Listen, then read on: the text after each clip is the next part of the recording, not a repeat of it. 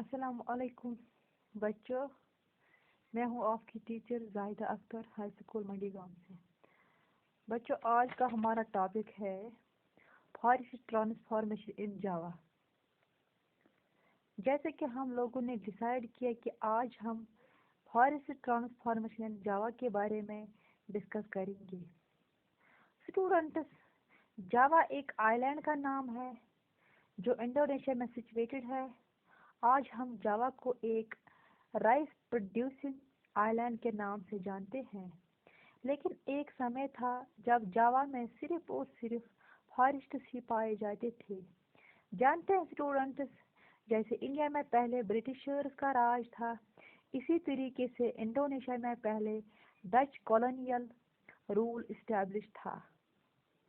Britishers की तरह Dutch भी जावा के फॉरेस्ट से टिम्बर कलेक्ट करना चाहते थे ताकि स्ट्रॉन्ग शिप्स और रेलवेज बनाए जा सके। आज के टॉपिक की मदद से हम लोगों को पता चलेगा कि आखिर जावा के फॉरेस्ट में किस तरीके से बदलाव आया। पूरी एनर्जी के साथ आज का लेक्चर शुरू करेंगे। स्टूडेंट्स, जावा में बहुत सारी फॉरेस्ट कम्युनिटीज थी, जैसे कि द कलंगस स्किल्ड फॉरेस्ट कटर्स और एंड शिफ्टिंग कल्टीवेटर्स भी थे, और इसीलिए इस टॉपिक का नाम है the wood cutters of Java. जानते हैं, कलंग बहुत ज़्यादा वैल्यूबल थे, इतने कि 1755 में जब जावा में इस्टेब्लिश्ड महात्रम किंगडम स्प्लिट हुआ तब कलंग तब 6000 कलंग फैमिलीज को दोनों किंगडम के बीच डिवाइड कर दिया गया। द कलंग के बिना किंग के लिए पैलेस बनाना और टीक हार्वेस्ट करना इम्पॉसिबल था। जब 18th सेंचुरी में डच ने जावा के फॉरेस्ट पर अपना कंट्रोल जमा लिया, जब उन्होंने कलंग से अपना काम कराने की पूरी कोशिश की, लेकिन कलंग नहीं मानते और कलंग ने मिलकर डच फोर्ट पर अटैक कर लिया। इस पर रिएक्ट करते हुए डच ने अपनी आर्मी की मदद से इस रिबेल को इसी समय में सप्रेस कर दिया। इसके बाद स्टूडेंट्स, हम लोग बात करेंगे डच साइंटिफिक फॉरेस्ट्री के बारे में। ब्रिटिशर्स की तरह डच ने भी जावा के फॉरेस्ट में फॉरेस्ट लॉज लागू किए। फॉरेस्ट लॉज के बाद बहुत से बदलाव आए, जैसे कि villagers were not allowed to make use of forest produce, grazing in forest was banned. Number 3, villagers were not allowed to travel in forest roads along with their horse, carts and cattle. Students, आपने ज़रूर notice किया होगा कि Indian forest laws और Indonesia forest laws में बहुत सी similarities है। दोनों ही केसेस में ब्रिटिशर्स और डच शिप्स और रेलवेज बनाने के लिए प्रोडक्ट्स ऑफ टिम्बर इंक्रीज करना चाहते थे। इनफैक्ट 1882 में जावा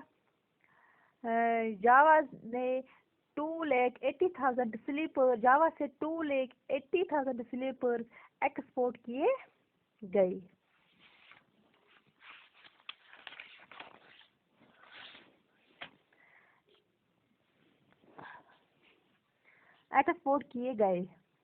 इसके अलावा दोनों ही केसेस में ब्रिटिशर्स और डच ने फॉरेस्ट को इफेक्टिव मैनेज करने के लिए फॉरेस्ट सर्विस स्टार्ट की। डच ने एक नया सिस्टम भी बनाया जिसका नाम था बेलेंडोंग डिनस्टन सिस्टम। स्टूडेंट, जितना नाम मुश्किल है उतना सिस्टम नहीं। इस सिस्टम के अकॉर्डिंग डच ने फॉरेस्ट की उन लैंड पर रेंट इम्पोज किया जिन पर कल्टीवेशन होती थी। कुछ विलेजेस को इस रेंट से एग्जिप्ट भी किया गया, लेकिन एक शर्त पर कि वो सब मिलकर फ्री लेबर और बफेलोज प्रोवाइड करेंगे। टिम्बर कटिंग और टिम्बर प्लांटेशन के लिए भी थोड़े समय के बाद रेंट एग्जिप्ट की जगह डच ने विलेजर्स को स्मॉल वेजेस देना शुरू कर दिया था, लेकिन इन फॉरेस्ट लैंड को कल्टीवेट करने की परमिशन फिर भी नहीं दी गई। स्टूडेंट्स, इन 1890s अराउंड 1890s के आसपास सुरनटिको सैमन जो कि टीक फॉरेस्ट जो कि टीक फॉरेस्ट विलेज से बिलोंग करते थे, उन्होंने स्टेट ओनरशिप ऑफ फॉरेस्ट पर सवाल उठाया। साइमन ने कहा कि स्टेट ने फॉरेस्ट वुड विंड वाटर को तो नहीं बनाया, तो फिर किस राइट से स्टेट फॉरेस्ट को कंट्रोल कर रही है।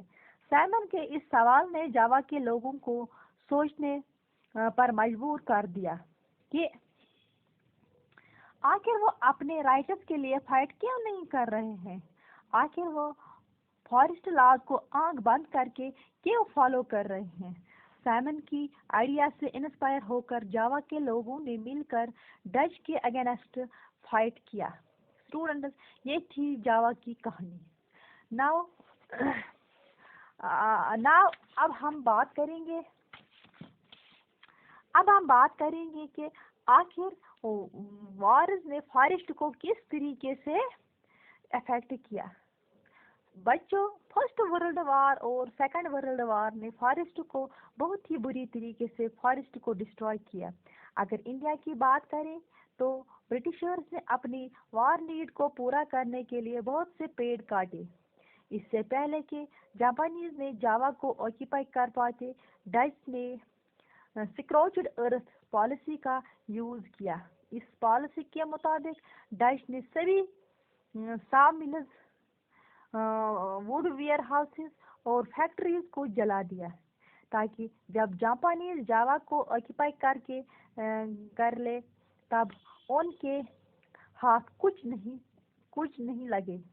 लेकिन इतने एफर्ट्स के बाद भी जब जापानीज ने जावा को ऑक्यूपाई कर लिया तो उन्होंने अपनी वार नीड्स को पूरा करने के लिए जावा के फॉरेस्ट डिस्ट्रॉय कर दिए। आज स्टूडेंट्स काफी बदल गई।